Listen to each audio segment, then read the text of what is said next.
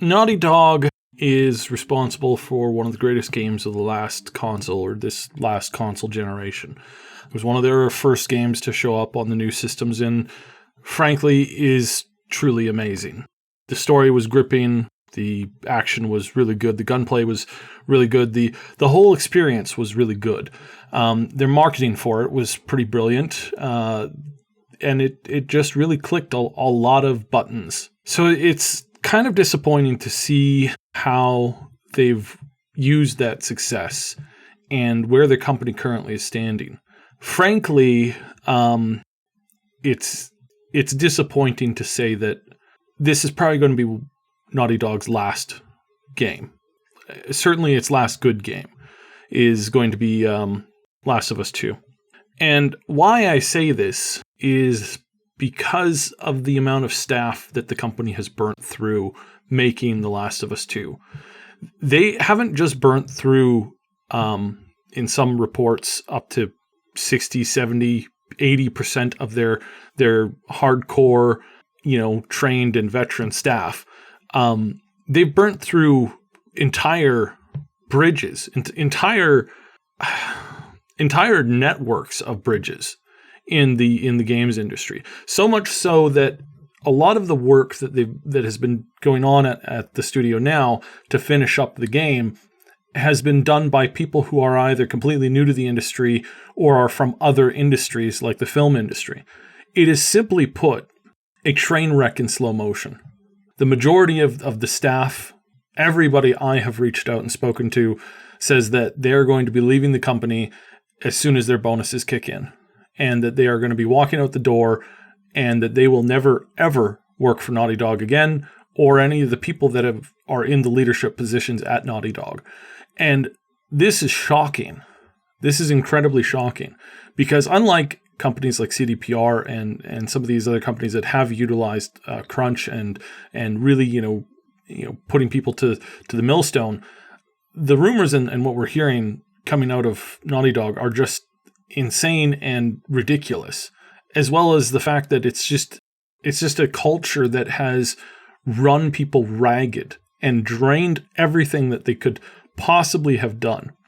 Kotaku has done some fairly in-depth reporting on this. A couple other people have been doing some reporting on this, and I'm not too familiar with Naughty Dog in general. I know it through mostly reputation of a lot of other people. This is growing, however. The amount of ex-people that are commenting on this, they've lost so much of their brain drain. The amount of employees there that have been with them for a while, that have worked with them, have established a rapport with them, know the company, know the tech, know the leadership, know the direction. All of these things you gain with time and experience. And for somebody who's seen a lot of companies go under, who knows a lot of people in the industry that have walked away from poor management, this is about as bad as you can get. The only thing that could make it worse is if the game just never launched. It just got stuck in a perpetual release development hell. And I don't think it's quite that bad yet, but their next game, I really feel, is going to hit this wall, because you have so many people who are tired of it. And there's so many people who tell other people not to play, not to get in with this company, not to move towards this company. There's so many people who are just saying, stay away, that I don't know how they're going to get more people in through the door. If this game is a resounding, gigantic, amazing success that has never, ever, ever, ever been seen or experienced before, you might be able to excuse some of this behavior. I mean, you might be able to excuse some of the difficulties that they've gone through to get there. But frankly put, I don't think it is. And I don't think it has been. And I don't think it will be. I think this game is going to be a pretty much a continuation of the last game. It's not really going to offer very much that's new. And it's going to be just a very good continuation of what was there before. It's graphically is great. Storyline looks interesting. It feels a little bit bland, though. I feel that some of the violence is there just for the sake of violence. And it's kind of like the Mortal Kombat You know, you see some of that stuff and you're like, oh my goodness, that's so crazy. And you are somewhat interested. You'll watch it maybe a few more times, but eventually it just gets old and you're not really interested anymore. And it just kind of falls on its feet. This is kind of how I feel about it. This is not my, I'm not saying that this is certainly going to happen this way. I feel that for the most part, it will be a good game, and people who are definitely fans of it will definitely enjoy it, and then that is absolutely okay. But the amount of people that they have burned through, the amount of jobs and careers that they've put a torch to just to get this thing made doesn't warrant what it is, doesn't warrant what they've done with this. And I don't know where the problems are. It seems that the problem is everywhere. I don't know if it's an upper leadership thing, middle management thing, team lead thing, or a mixture of all of those problems. But you do have a bad habit of seeing this kind of thing happen after a game gets really, really good, renowned success.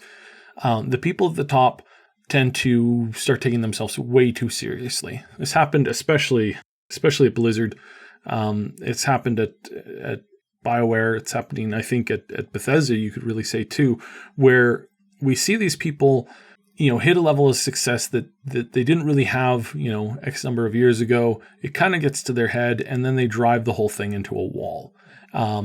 They want to set a record. Instead of sitting down and just making good game after good game, they feel that their next game has to be a masterpiece, that it has to exceed and excel everything that their last game was, when really people just want more of the same and can handle slower progression as far as like giant leaps and bounds in storytelling or graphics or technology, because those things don't always come. And what happens when you only wait for that kind of stuff to put out a game is you end up getting the Half-Life situation, where we don't get another game in the series for decades, if ever.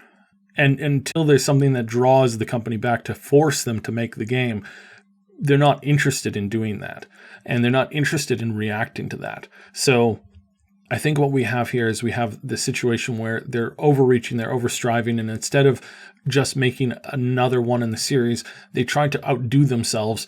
And I think they've outdone themselves to the point where they have literally outdone themselves and have put a cap on their existence as a company. I have no doubt that Last of Us 2 will launch. It's coming out in May. And I believe that the game will have pretty good success. But what's left over is a company that has really fallen apart, who's lost its core backbone in leadership and in the grunts and the staff who actually pull their weight. And what you're left with is a bunch of people who believe that the only thing to motivate people is to give them negative feedback. It's one of the worst ways to run a company, is to always have just nothing but negative feedback over and over and over and over again. It's just something that I think that I see, that I'm starting to hear and really feel is basically going to be the end of this company. The article just put out by Jason Schreier kind of puts a cap on this. It pretty much shows that this is what's been going on. He does good reporting like this, and I really hope that he sticks to doing in-depth stuff like this, that he really gets into the root of what's happening at these companies, because it's kind of where his strengths are. His strengths are not in making social commentary, I don't think. So what do we learn from this? I think basically it boils down to that these companies again and again showcase that their ability to reach and hold on to something that is reasonable and acceptable really falls apart. And it falls apart when they try to take control of everything, when they try to push themselves out past beyond what they're capable of producing, or become so worried and enamored with a perfect game that they end up spending forever making the game and it never ends up getting out. And there's lots of games that have fallen for this pit hole, and it is a pit hole. And it's a serious, serious problem that we need to address as developers and creators within the space. Because if you're not willing to accept anything less than perfect, and you're simply not able to create perfection, then you're never going to make another game. Thanks so much for watching. Don't forget to like, sub, and hit that notification bell, and then check out some of these other videos. Find the link to our Discord server and other important stuff in the description below.